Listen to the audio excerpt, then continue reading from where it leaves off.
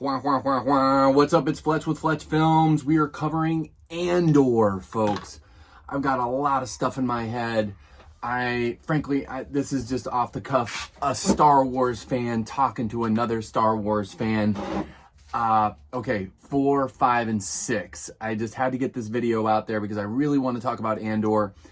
My favorite characters. I'm gonna bounce around Willem, and then Saw Gerrera. Okay, that whole arc going on. Willem, probably the most undervalued character. You really think about the motivations and about character development and stuff. Boy, they've been really planting the seeds here and there. I mean, all the way back to season 1. If it wasn't for good old subline character Willem, he created that bomb that sparked the uprising in Ferrix. I mean, and here he is with Saw Gerrera going to town on the tech with the Rhydonium, the Rhodo. I gotta look back how Forrest Whitaker really shaped that up. The Rhydonium. That's it. The Rhydo. It just, oh my gosh, one of the best monologues. Already epic monologue. I mean, the characters in this are just awesome. I'm already gonna plant the seed out there that I swear, Cyril, here's my prediction, he's like, Dedra, you had me followed. Okay. But then could there be such a devastation that he sees like what he, maybe sparks, maybe he helps, and like all the people die in Gorman, and then maybe he has like a reckoning and a changing. So that's my probably big prediction, that Cyril might have some sort of redemption arc of like, oh shit, just thousands of people died because of some information that I set off. So there's that. Obviously Bix got her redemption over that doctor guy. I almost would have liked somehow that he suffered a little bit more, but I guess they blew him up and that looked great and all that. And then Cinta died. I realized there's going to be a major tension with Val and then the rest of the group and with Luthen, that because Cinta, that they sent him on that mission, and that Cinta died, that Val's gonna be just unhinged, and I'm sure she's gonna unhinge on Luthen. But yes, they're all, I mean, who's gonna live, who's gonna die, the big predictions. I mean, and then, oh my gosh, off the top of my head, I mean, just the okay, I think it's Clea. I'm just gonna drop this right in the middle of the video. Please subscribe. I always forget to ask people, please subscribe if you like my content. Please. The whole scene with Clea trying to get the bug out of the art piece, and she's getting blocked by Lonnie, and that whole scene was epic with Krennic. And I'm gonna have to go back and watch it about the whole verbal repartee.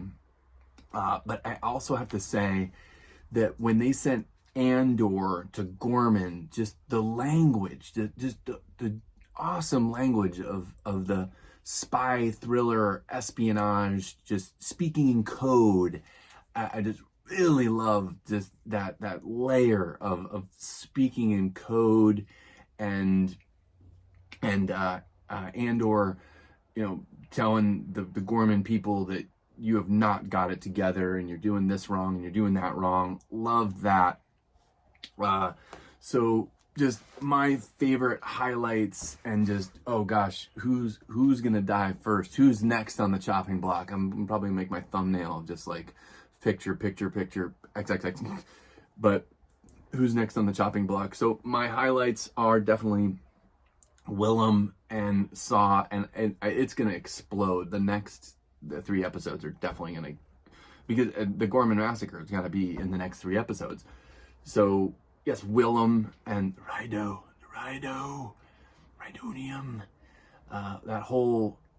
That whole sequence of the snuffing of the Rhydonium and the burning and Forest, just epic Star Wars for me. I had a friend of mine who was capping on me about Cinta and Val, and it is what it is. So yay. Then moving on, just gotta love the politics of what's going on with Ma and Krennic, and love that they put Krennic in that scene. It was just epic. I mean, of course, I don't think we're gonna see a Tarkin. There's no way.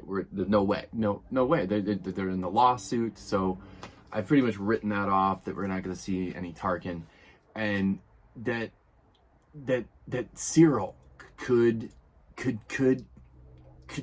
there be, because he's gonna maybe feel responsible for letting this information out, and I don't know. That's a thought. So. In closing, take a look at these cool art pieces. I have this, I gotta still see what this is a Ralph McQuarrie, like art pack here. And I gotta still see what these are going for on eBay, but I'm having to take down, I'm revamping my Star Wars, shed room. It's a sandcrawler there, and this is my favorite one. When stormtroopers had the lightsabers, they were supposed to wield lightsabers. There's Ralph McQuarrie was planting the seed on that one. This one's just the classic 3PO, very much Metropolis. Yeah, the shot right there, and then that's an epic TIE fighter, and then there's the Yavin outpost shot right there. And then this is epic Darth Vader when he was more angular mask, and I love this one. I was hunting for toys in Burbank, and I was so close to buying one of these. I mean, it was only like $20-$30 of a Luke Skywalker prototype Ralph McQuarrie. Never knew that those photos were those vintage figures were out there. But and this is my other fave one, kind of almost is reminiscent of Tatooine, and getting close to maybe the cantina, which is sitting right over here. There will never be a more wretched hive of scum and villainy. We must be cautious right here. Over the precipice, and the Yavin 4 base, and the Falcon. There's a lot of photos here, folks. I'm just gonna have fun with this one and just wrap this off. That's pretty much spot on how that shot happens. And then the end of the movie right there, and then the TIE pilot vaccine, and then the Y-wing, and then I'm queuing up the X-wings, and almost the last one here, and that one right there with the Falcon. Oh, there's a double, almost. I think there's a double. Looks like there's a double with that one. And then in the Death Star. Yep, this is a great one. I think they did use this in the Book of Boba Fett. I remember they saying that they used that whole. There was a whole scene in the Book of Boba Fett that was taken from this and inspired by this. And right, the Falcon in the Tatooine hangar, and last one, our heroes in the Death Star, about to jump the bridge. Cool. So there's just a little wrap up on that one. I'll probably do another deeper dive breakdown, get a little bit more specific. Watch one of my next videos on Andor. Please do. Peter Fletcher doing videos about cars, Star Wars, and my acting career. I'm still waiting for them to debut the CNN and HBO Max true crime documentary that I was in. I'm hoping it'll show up in July, I guess, maybe. Yeah, so stay tuned for that. I will be blowing that up once that finally hits on the channel. If it fits on CNN and HBO Max, I'll be blowing it up. May the force be with you. I'll see you in the next Andor review. Peace out. Hey, it's me again. Please subscribe. Please subscribe. Thank you. Thank you. It really helps out the channel.